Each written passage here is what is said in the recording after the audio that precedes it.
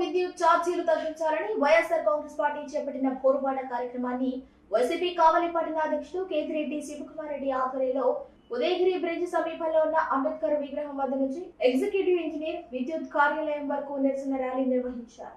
ముందుగా వైసీపీ నాయకులు అంబేద్కర్ విగ్రహానికి పూలమాలలు వేసి నివాళులు అర్పించారు. అనంతరం ఎగ్జిక్యూటివ్ ఇంజనీర్ కార్యాలయం వరకు చేరుకుని వినతి పత్రాలు అందజేశారు. అనంతరం కూటమి ప్రభుత్వంపై మండిపడ్డారు.